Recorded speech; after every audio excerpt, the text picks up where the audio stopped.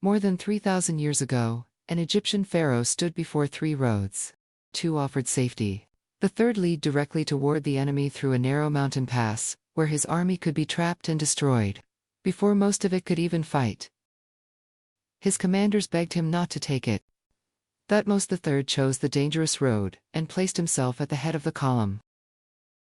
The gamble brought the Egyptians onto the plain of Megiddo, where their enemies least expected them. By the following morning, a coalition of rebellious rulers had been driven from the field. Yet Egypt's soldiers then made one costly mistake: they stopped to loot. A brilliant victory became a long siege, and one of history's earliest detailed battle accounts was born. Megiddo became so deeply associated with decisive warfare that, centuries later, its name entered Christian tradition as Armageddon, the imagined gathering place for the final conflict at the end of the world. How we know what happened. The Battle of Megiddo is often called the first recorded battle in history. That description needs one qualification.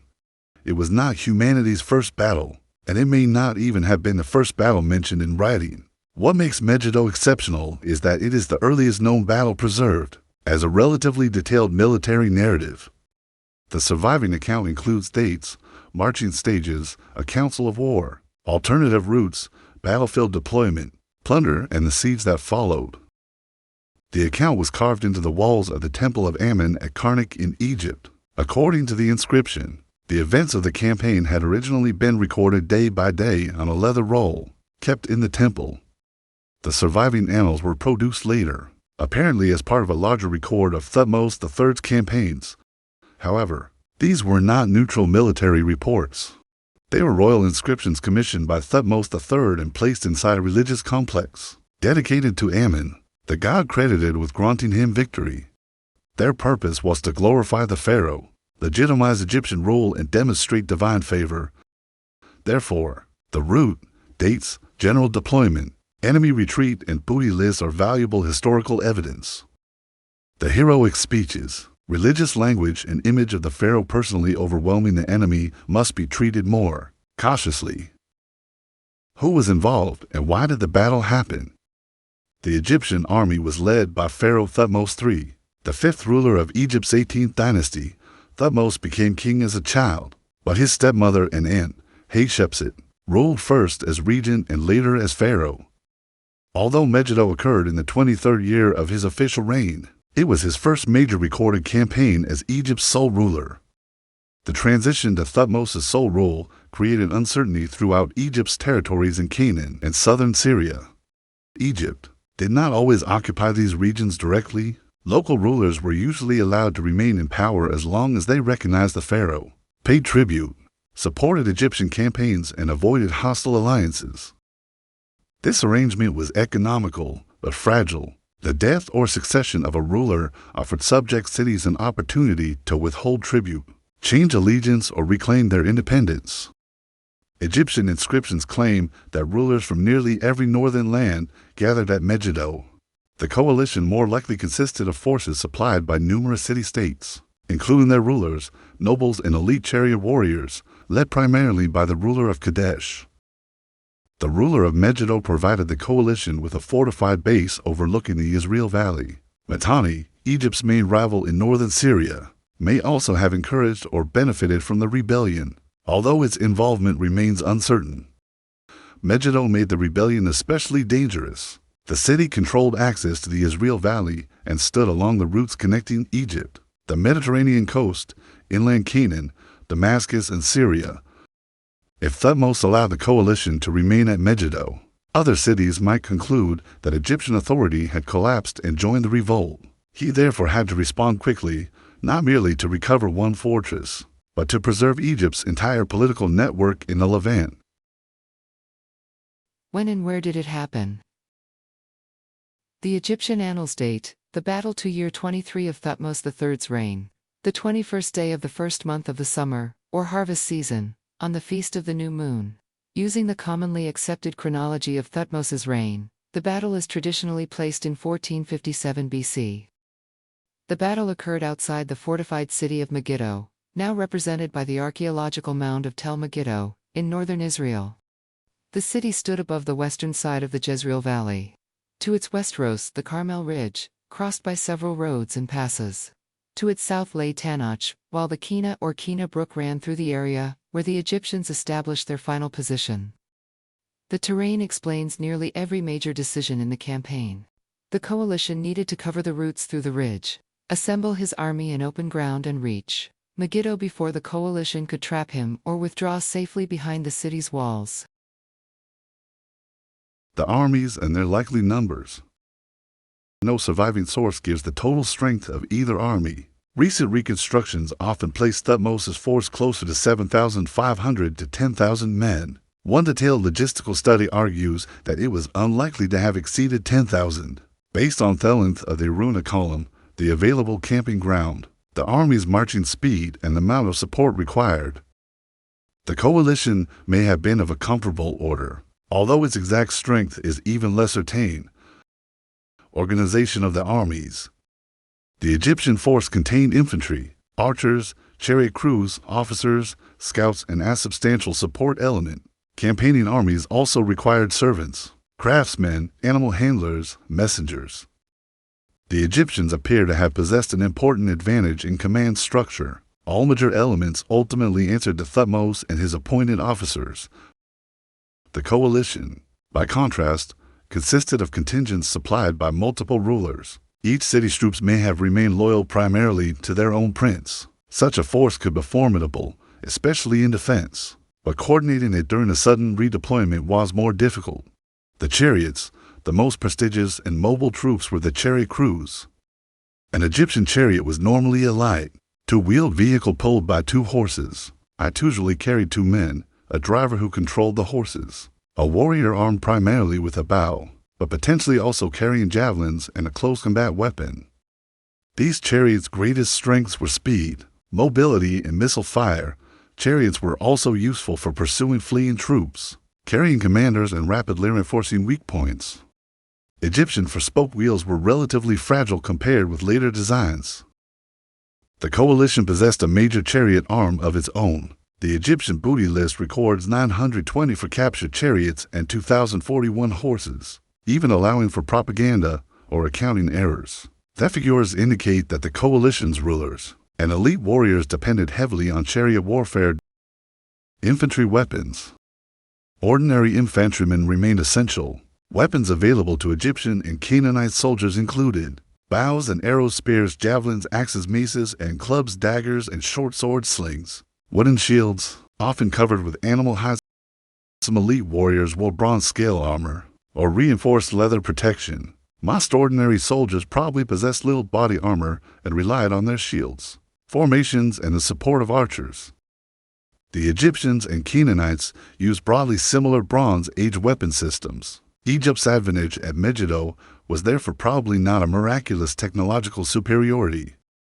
It was leadership, preparation, central command, and the ability to move a combined force effectively. The march north. The annals preserve an unusually precise campaign timeline.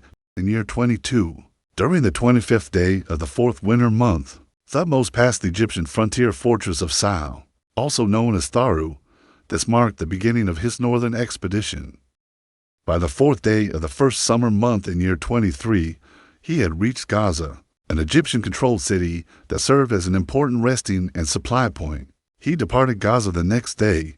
On the 16th day, he reached Yehem, near the western approaches to the Carmel Ridge. On the 19th day, the royal camp was established at Aruna.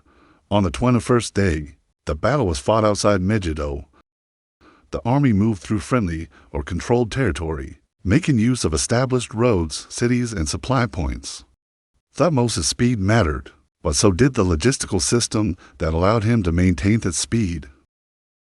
Arriving at the battlefield at Yehem, Thutmose rejected his commander's advice to take the longer, safer roads toward Megiddo, and instead chose the narrow pass through Aruna. Although the route exposed the army to the danger of being trapped in single file, it offered surprise because the coalition had focused its attention near the wider approaches. The Egyptians crossed the pass without meeting a major blocking force, then halted to protect the column, while the remaining troops, animals, and chariots emerged. By early afternoon, the army had assembled near the Qina Brook, south of Megiddo. where it had access to water and a strong position before the coalition could fully regroup. Thutmose camped overnight rather than attacking immediately, ordering the soldiers to prepare their weapons while guards remained vigilant. Before dawn, the army formed for battle, with its wings extending around Megiddo, and Thutmose commanding the center from his royal chariot. The Aruna route had not caught the enemy completely helpless, but it had disrupted its deployment and given Egypt the advantage before the fighting began. The battle itself. The most honest fact about the Battle of Megiddo is that the surviving account tells us surprisingly little about the actual combat. Any detailed reconstruction must therefore be identified as probable rather than certain. This is a plausible reconstruction based on Egyptian equipment and the nature of New Kingdom warfare. At dawn, Thutmose appeared in a chariot. The pharaoh probably served as both commander and visible center of the army. His position allowed messengers and officers to locate him, while his decorated vehicle provided a rallying point for the troops. Egyptian chariots were likely concentrated around the center and other important parts of the line. They may have advanced as mobile archery platforms, releasing arrows into enemy chariots, horses, and infantry before turning or repositioning. Egyptian archers on foot could provide additional missile fire, while infantry carrying spears, axes, and shields advanced to exploit gaps or hold captured ground. The coalition possessed enough chariots and weapons to make it dangerous. Its weakness was probably coordination. Its army had been assembled from multiple city-states, each with separate rulers, officers, and interests. It had also been forced to adjust after Thutmose appeared through the least expected route. The Egyptians, by comparison, had reached the battlefield as a single army under one supreme commander. The Egyptian formation advanced, and the coalition line collapsed. The annals attribute everything to the personal power of Thutmose and Ammon. The more realistic explanation is likely a combination of Egyptian numerical strength, organist deployment, chariot mobility, surprise, and the coalition's difficulty in coordinating its response. Enemy soldiers abandoned horses and chariots and ran toward Megiddo. The retreat became chaotic. The people inside the city closed the gates, perhaps to prevent the Egyptians from entering with the fugitives. Coalition leaders and soldiers trapped outside were then pulled over the walls, using ropes or garments lowered from above. Among those who escaped into the fortress were the rulers of Kadesh and Megiddo. The victory that was nearly thrown away. An immediate pursuit might have allowed Egyptian soldiers to enter the city with the fugitives, or overwhelm the entrances before the defenders reorganized. Instead, many Egyptians stopped to loot the abandoned camp. The Egyptian inscription openly criticizes the soldiers, stating that Megiddo could have been captured immediately had they not devoted themselves to taking enemy possessions. The official booty list records various prisoners, animals, and weapons. Egyptian casualties are not recorded at all. The royal inscription had no interest in documenting Thutmose's losses. The Siege of Megiddo. With the city gates closed, the battle became a siege. Thutmose ordered Megiddo surrounded. The fortification was given a triumphant ceremonial name declaring Thutmose to be the encircler of the Asiatics. The siege lasted around 7 months. During this time, Thutmose was not necessarily sitting motionless outside the walls. Egyptian forces operated against neighboring towns and territories, preventing relief from reaching Megiddo and dismantling the coalition's remaining support network. The city's situation gradually became impossible. Eventually, hunger and isolation forced the defenders to surrender. Thutmose did not destroy Megiddo. He accepted the submission of the local rulers, collected tribute, and appointed or confirmed rulers over the towns. The post-campaign lists record elite warriors, servants, prisoners, and approximately 84 to 87 children of the enemy ruler and allied princes. Depending on the translation, these children were politically valuable hostages. Their presence under Egyptian control discouraged their families from rebelling again and helped bind local ruling houses to Egypt. Egyptian officials also took control of the surrounding agricultural production. The fields were divided into plots and placed under royal inspectors, responsible for harvesting the grain. This demonstrates that the campaign was not only about battlefield glory. Victory allowed Egypt to reorganize the economy of the conquered region, redirect crops and tribute, and support future military operations farther north. The greater outcome. Megiddo was the beginning of this expansion, not its conclusion. Nevertheless, the victory was decisive in the immediate political sense. It shattered the largest coalition confronting Egypt at the beginning of Thutmose's sole rule. It restored Egyptian authority across much of Canaan. It secured the route toward northern Syria. Most importantly, it demonstrated that the new sole ruler was not weak. Over the following decades, Egypt under Thutmose III reached the greatest territorial extent of the new kingdom. Megiddo provided the political and strategic foundation for that empire. What Megiddo reveals about warfare: the battle demonstrates the value of surprise, but it was not won by recklessness alone.